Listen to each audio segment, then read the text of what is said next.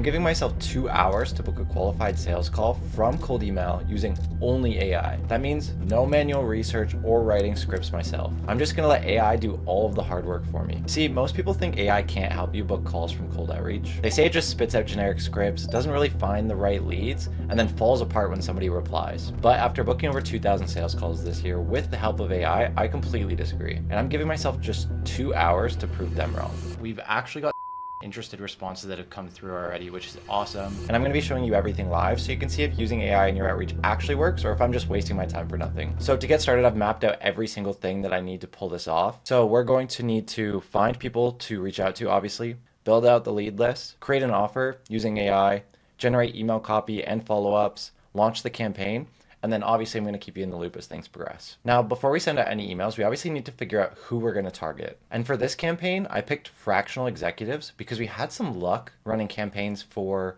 a client of ours in this space. And it's somewhere that we've never really done outreach ourselves. So I figured it'd be a good example just to kind of show you guys the process from scratch. But I still obviously need to do some research about the industry so that I can use the information throughout this process. And of course, I'm going to use AI to do that. All right, so I'm going to be jumping into ChatGPT 5.1 and I'm going to put it on research mode. I'm then going to ask it to come up with a detailed campaign brief to assist in preparation for my cold outbound campaign targeting fractional executives in the US. I'm going to be cool. So my prompt is set and I'm going to run that and see what it comes up with. All right, so we just had to clarify a few things, but now we're obviously waiting for the research to be done. All right, awesome. So that took a few, but obviously saved us a bunch of time. Let's take a look and see what it came up with.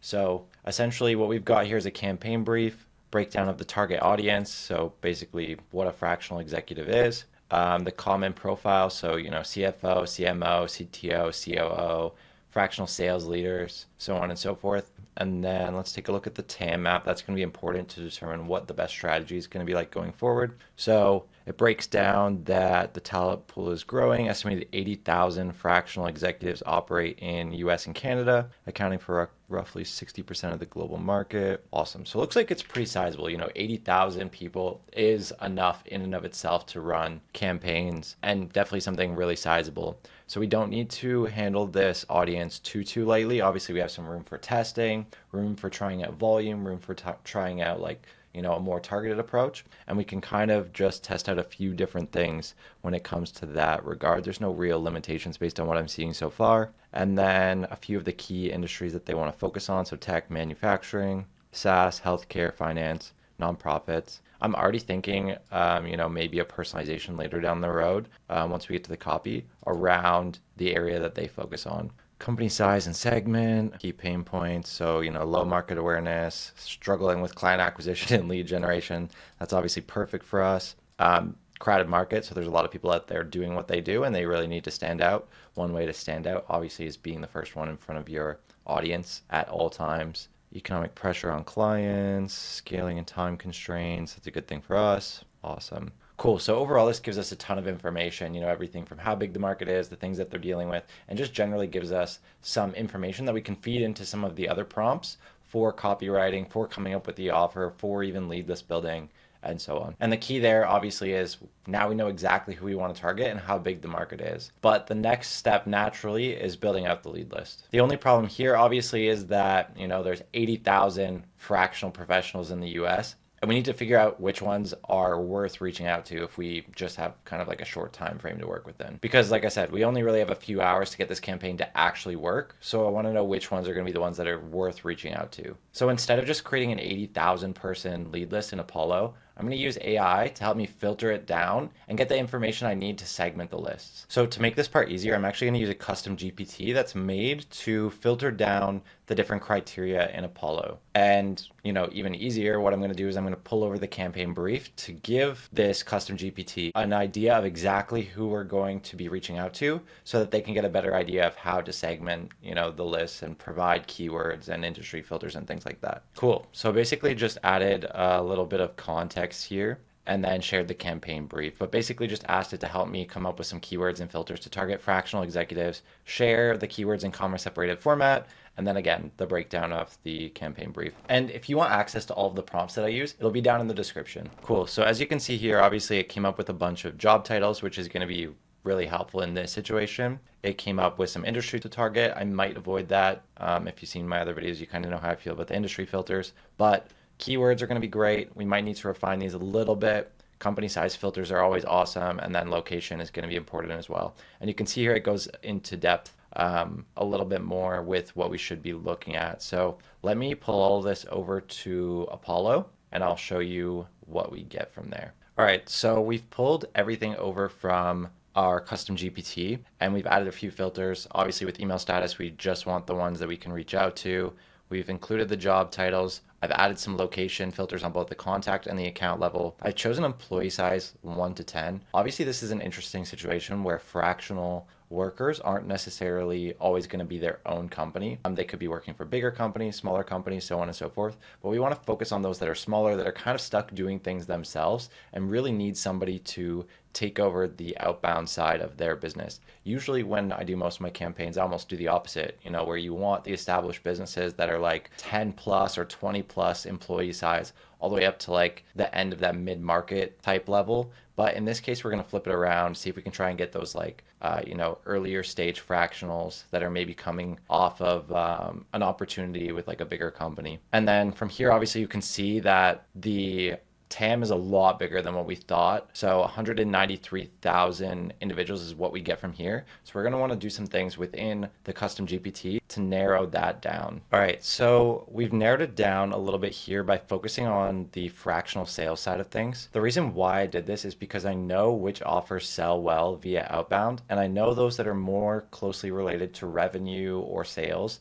end up performing better. So I'm almost, qualifying them ahead of time. So I know that not only are these people going to be easier to bring on as clients, but once we have them as clients, they're actually going to be easier to fulfill for, which is kind of an important thing to think about ahead of time. And then once you've got your list set in Apollo, obviously you're going to want to scrape that data. And the way that we're doing that right now is just by pulling the lead list from a tool like AmpleLeads. So all you have to do is grab the URL of the search criteria, jump over into AmpleLeads, drop your search criteria here, include the number of leads. So in our case, that's going to be, 15,000. You want to name this, let's go sales executives. And then you're going to want to start scraping. Obviously you need to make sure you have enough credits as we do here, and then you'll pull that list. So once the scraping is done from AmpleLeads, obviously you're going to import that list into Clay.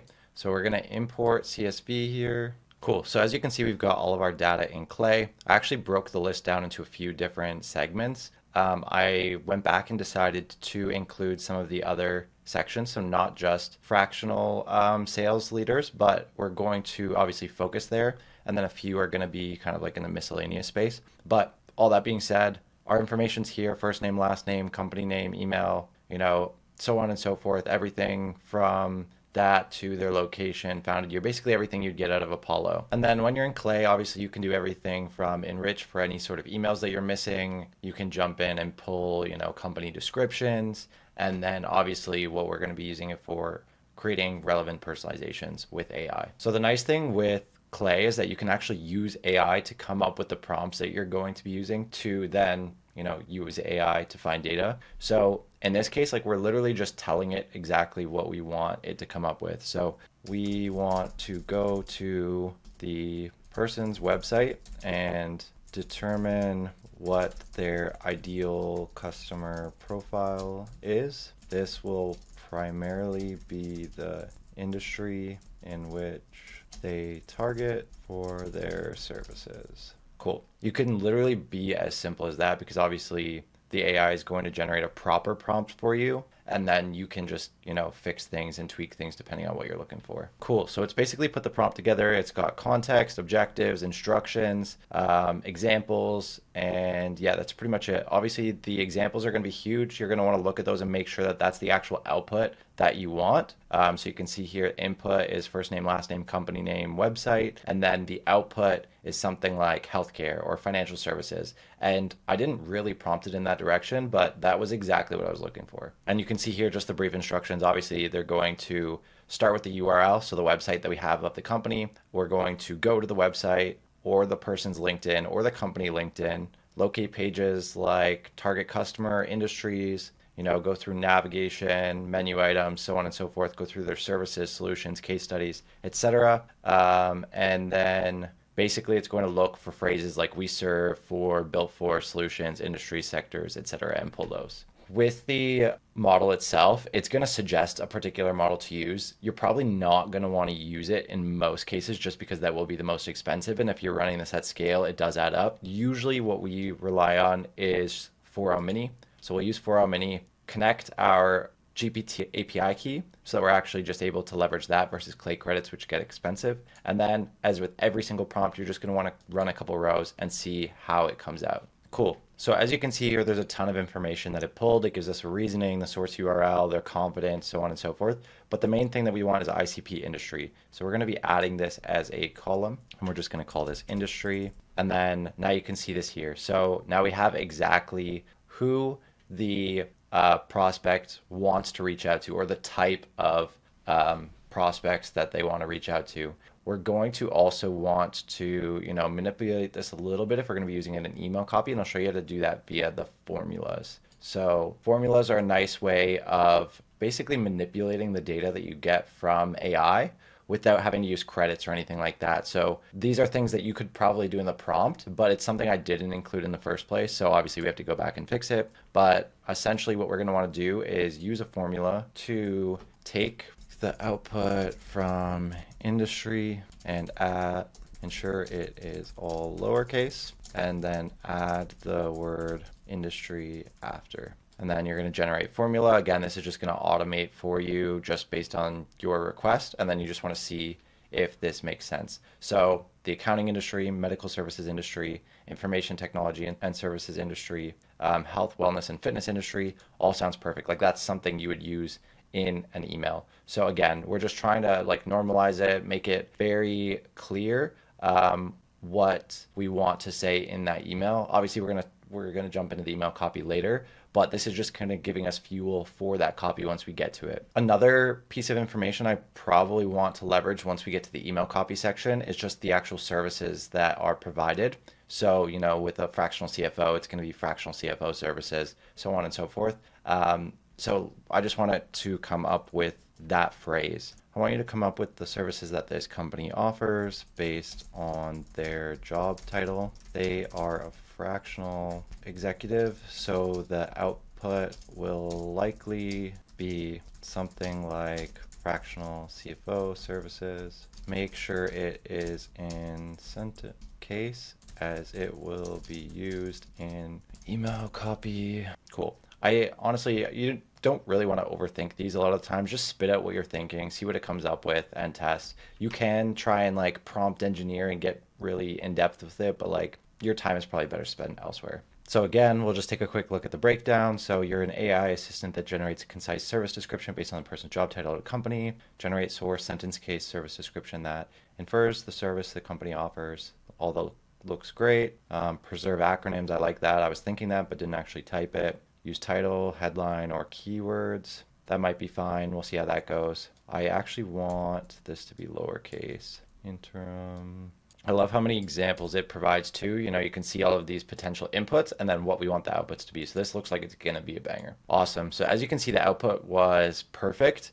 We don't even need to jump in and create a formula in this case to clean it all up because it looks like it's set for the email copy, not really any changes that need to be made. And then obviously for each of these, we're going to run them for the entire table to make sure that we have data for every single prospect. All right, and then the last thing that we're going to want to do with our Clay table is verify the emails that we're going to be reaching out to. And truthfully, you should probably do this before you do all of your personalizations, just so you're only creating personalizations and running personalizations on emails that you can actually reach out to. So I did it a little bit backwards, but luckily we only did a sample of 10, so we haven't really spent too much for credits. So what I'm going to do is run this verification on the entire table. And then you're going to want to filter for those that are verified. So you can see here, validity equals valid. And then once you run your personalizations, you're going to run the personalizations only on the emails that are valid. And then from there, you'll have a clean list with all of your personalizations, all of the enrichments, and you'll know that the emails that you're reaching out to are valid, so you're not going to bounce or anything like that. All right, so now you can see here we have our finalized Clay table with all of the information done. All of our leads are valid. We have everything enriched, and we're then able to determine what the copy strategy is going to be like. Now, if you want to book sales calls without having to learn Clay, all of this prompting stuff, as well as building out the infrastructure yourself, you can book a call with me via the first link below. We've helped clients like Relay Partners book up to 42 calls in just 30 days using this exact system. And if you want to see if we can help you do the same, you can book a call below. But either way, now that we have the list set up, the next step is obviously to come up with the offer. Now, my service is outbound lead generation, but if I reach out to people just asking them if they need lead generation, I'm obviously going to get buried under a bunch of people offering the exact same thing. So instead, I need to come up with an offer that addresses their pain points, feels low risk, and just makes them curious enough to respond. And obviously, I'm going to have AI map all of that out. All right, so just jumping into my custom cold email offer GPT, essentially what we're going to want to do is prompt it to come up with a front end offer for obviously our cold email outbound service or whatever your service is. Then let them know that we're going to be targeting fractional executives based on the following research. And then again, I just copied the campaign brief that we built out earlier. So it has all of the context. And then lastly, I highlighted that we want the offer to be the most amount of value that we can provide in the least amount of time on our end. And this is truthfully like the best formula for a front end offer. Like how can we really make an impact for them without having to do too much legwork on our end? And then again, with all prompting, you just want to run it, see what it comes up with, and then we can continue to prompt. So as you can see here, it came up with both offers and front end offers. It's got your standard, we'll fill your calendar with qualified prospects, we'll help you land fractional executives, we'll help fractional executives land 3 to 5 clients in 60 days or you don't pay. We'll help you stand out in a crowded market, consistently get in front of high intent decision makers. I don't really like a lot of this stuff, and I think, this idea was good in the past, but obviously now we need to lead with the front end offer because, people have kind of seen past a lot of this sort of stuff. They are really desensitized to it. So whenever you can, just providing that upfront value where you don't need all of these cheesy or you don't pay situations. It could be more so let me just give you a quick sample of what we do. I can show you how valuable it is.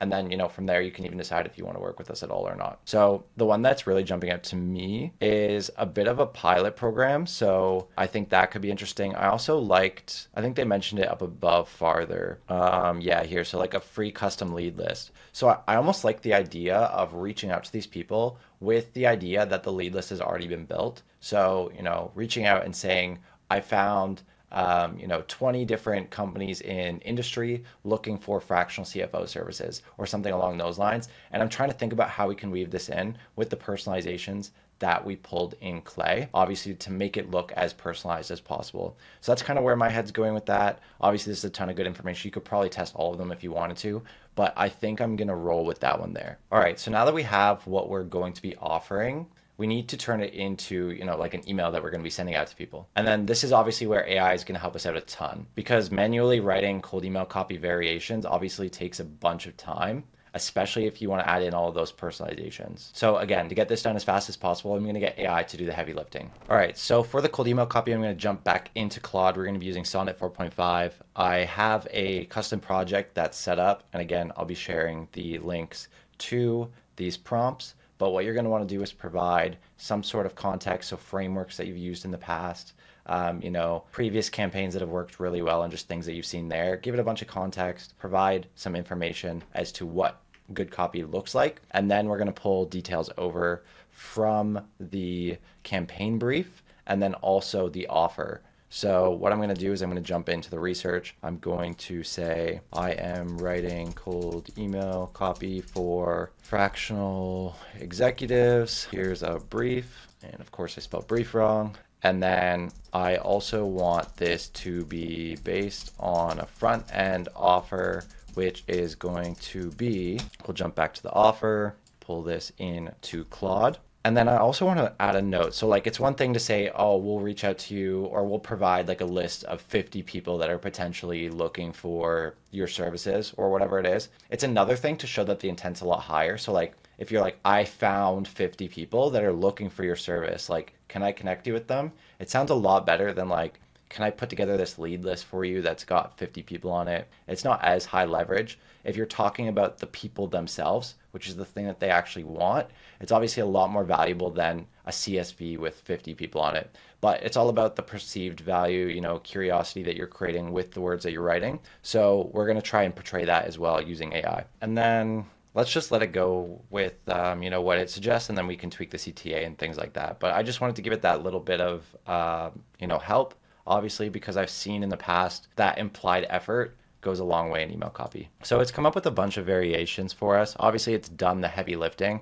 I think there's still some work that we can do to the copy just to make it a little bit better, but the start is obviously great. Like interested in 50 pre-qualified industry companies I've already found looking for fractional role support. I'll send you the full campaign messaging scripts. See, I don't like focusing on the mechanism. I like focusing on the end result. So I'd probably just remove this. And then instead of saying built, you could say did this for a fractional CFO last month who closed 2 new retainers within 3 weeks using this exact campaign. So essentially, like, the offer ends up being like one line, first name, are you interested in being connected with 50 industry companies that I found looking for fractional support?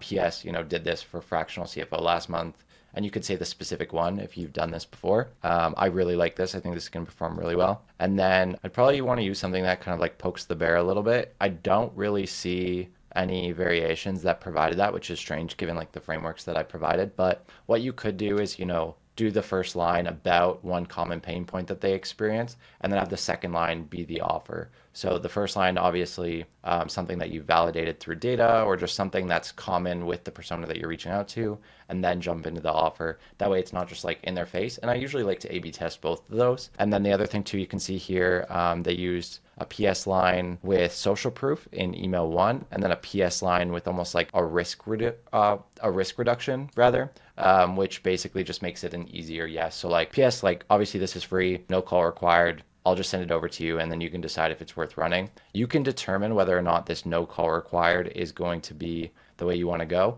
Obviously, it's less friction. You're going to get more responses, but they're going to be harder to get on a call after that, less intent. So play around with that as a variable and just determine what works best for you. If you have really good systems on the back end for converting interested leads into meetings, then you might want to start with the lower friction and then use your conversion mechanisms to get them on the call. But if not, then you might want to pull this out altogether. And then you can see here, it even came up with some follow-ups for us. So also first name, thought it was worth clarifying that this isn't just a lead list that I'm offering you. Like, I'm actually providing these 50 prospects that are already looking for your service. So that's basically just like drilling home any objections, pre-handling things that you think they might be thinking after they read your email. So like, if your email does sound too good to be true, the follow-up is a good opportunity to explain why it's not. Like, maybe the reason why you're actually doing what you're doing. And then you can make this as simple or as complicated as you want. I would also recommend flipping up the CTA. So if in the first call, you're just offering the actual front end offer itself, the second email, you could probably offer like a video or something explaining how it works. Maybe a little bit less resistance. So start with high, then go with low. Or you could do it the other way around, start with the low resistance offer and then jump into high. And then from here, you can see it came up with some subject lines. I don't mind these, but I have a prompt that I actually created to come up with subject lines internally. So what I'm gonna do is pull some of these email copy and then just prompt it with the subject line prompt and see what it comes up with there, see if it's any different. So as you can see here, it came up with 5 recommendations: prospect list, pipeline question, sourcing help, campaign ready, and first name leads. And it even comes up with the best recommendation, which is pipeline question. I think that could be a good one. I definitely like it. It's probably one I like the most, but it's almost a little bit obvious that it's going to be something sales related. So I'd almost use a different word here other than pipeline that maybe, answers the same thing, like maybe connection question or like opportunity question or something along those lines. You could even scrap the question thing altogether and just say like networking opportunity or partnership offer or something along those lines that imply that you're just like providing some sort of value to them and it's worthwhile for them to see what this thing is that you're offering. Again, when it comes to subject lines, biggest thing is curiosity. You don't want to tell them exactly what it's about. Otherwise, they're just not going to open it. They don't need to because they see that in the subject. You want to sell the open which is obviously the priority here. All right, so now that everything's done, we're going to want to actually launch the campaign. So jumping into Email Bison here, we're going to want to import the CSV that we pulled from Clay. We're going to want to map the fields. So first name, last name, obviously important, email, title. We can pull company name. We don't want this. We do want their LinkedIn. We don't want response summary. Don't want a list of companies. We do want service provided. We do want their industry cleaned. So the biggest thing is just making sure that the personalizations that you've mapped in Clay are actually going to come over. So the one we wanted was industry. We have industry cleaned here. And then service provided. We have service description here. Obviously clear up anything that you don't need. Cool. So now we're going to finish mapping that. We're going to call this fractional executives. We're going to update existing leads, and we're going to import. Awesome. So now you have your leads in there. We're going to want to set up the email copy. And again, we're just going to be pulling this over directly from Claude, maybe making a few small tweaks. So I'm going to try the partnership opportunity one that I was talking about. We can also test pipeline question. And we can do that, just to see which one performs better. Obviously, we don't want to put all of our eggs in one basket, but if we're A/B testing the subject lines, we're going to need to ensure that we have dual variations for every single one of the email copies that we're going to send. So if we do 2 versions of the email copy, we're then going to have 4 variations of the email given the pair between subject line and email copy. So again, email 1 is going to be first name. We're going to pull this over directly from Claude, and we're going to want to make sure all of these variables are correct. Obviously, different platforms have different ways of doing it, so just ensuring all of these are set. Cool. So you can see how this kind of came about. So first name, interested in being connected with 27 industry companies that I found looking for service provided. PS, I shared the same info with the fractional CFO last month who closed 2 new retainer deals within 3 weeks. And then obviously with this, we're going to want to preview to see if our personalizations came through. So Ariana, are you interested in being connected with 27 design industry companies I found already looking for fractional CMO services? I think this probably could have been a little bit cleaner, but it does the trick. I think it'll be good enough. And then I like the PS line that all came through clean, super simple. They know exactly what they're getting. No resistance. This doesn't really look like a sales message, maybe like a little bit, but not enough for them to be super skeptical. It's almost like, you know what, this person wants to provide something. Let's bite. Let's see what they're going to offer, right? So I think that email copy is really good. And then again, we're going to want to copy this same variation over to the pipeline question subject line. So we basically have 1A and 1B are both the same email with different subject lines. And then we'll want 1C and 1D, which again will be variations of the subject line for email copy 2. For email 2, I'm actually going to pull this version, but I'm going to manipulate it a little bit. So again, we're just going to want to copy this over. I'm going to change the formalities a little bit. So basically, we're just going to reverse the offer a little bit here. So you're offering services provided to industry companies. And then we want to clear this up a lot. And we almost want it to be very similar to the first one that we did. So we're going to want to use the same words here just so we can isolate variables a little bit. Like if the variations are very similar and there's only 1 or 2 small things that are different, it's almost being like very scientific about the approach to see what it is specifically about the email copy that resonated for the prospect with one variation over another. Obviously, if you change like 27 different things, it's going to be impossible to really see which one is causing the difference. So let's do that. Interested in being connected with 27 prospects that I've already identified in this space. We're going to fix the signature. I like this and I hate this at the exact same time, which obviously makes it difficult to decide what I want to do with it. Let's change this up a little bit. So interviewed a few other fractional execs and they said client acquisition was their biggest challenge. Don't necessarily know, again, if I love this or hate this, but I want to test this out. Again, it's like if you're doing something that's too good to be true, people are going to be skeptical. They're going to be like, why is this guy doing this? Like, what's in it for him? But if you are making it seem like there's a reason behind it, I interviewed some fractional execs and I kind of thought that this was a good area to approach. So I'm going to see, if this makes sense for you. Maybe this is like almost like a study or like you're trying to collect information about the space. It just gives them a reason to know why it is that you're doing this like quote unquote kind gesture. So let's test that out. And then again, we're going to want to put this one into this version here. So we basically have email 1A, email 1B, email 1C, email 1D, A/B testing the subject line, A/B testing the copy. And then the last thing that we're going to want to do with each of these is run them through Spintax. All right, so we're going to jump into Spintax Baby, which is another custom GPT, and it's basically going to add Spintax to our email copy, which basically will provide us a bunch of variations so that it doesn't look like we're sending thousands of emails with the exact same phrasing. So I'll show you an example here. I usually like to add a note to don't change any formatting or structure, maintain casual tone. Cool. So we're basically just going to want to grab that and pull it back into the copy here. And as you can see, it just creates a bunch of different variations. And then you might want to fix some things up. Obviously, you can see here they said get in instead of getting, which is a little weird. I did tell it to be casual, so I guess it's pulling that, taking it a little too literally. But we're going to do this for both. Obviously, that makes it easy. So that's email 2. Then we're going to want to do it for the first email. Pull this back over. Awesome. Preview, make sure it looks all good. Interested in being connected with 27 design industries companies I've already found looking awesome.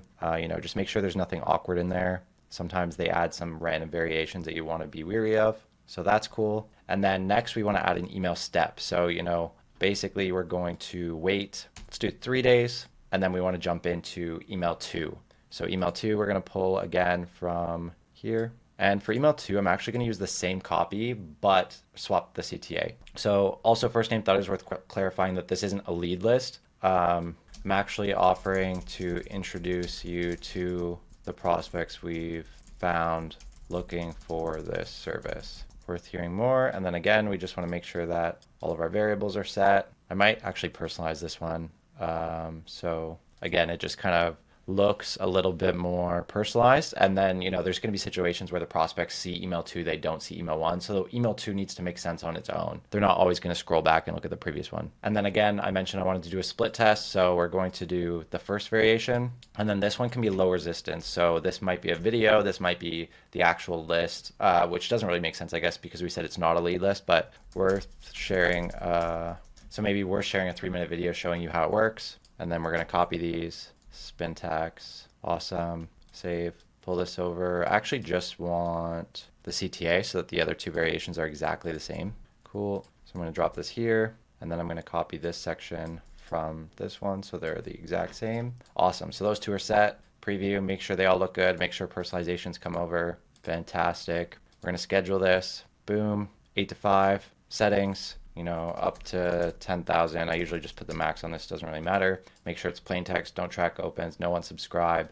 load your sender emails, and launch. All right, guys, so just wanted to provide a quick update on how the campaign is going that we launched. So all in all, I think we got the campaign prepped in just under 2 hours, and it's now been about 3 hours, I want to say, into sending on the day. So you can see here we've got roughly 22,000 sends. Of those, we have a 1.25% reply rate, which is 28 replies. And then of that, we've actually got 7 interested responses that have come through already, which is awesome. That is, more than I expected, to be honest. So let's jump in real quick to see what some of these responses look like. As you can see, the Slack channel is kind of popping off all day. Every 30 minutes or so, we've had one come through. So you can see here, I'm always interested.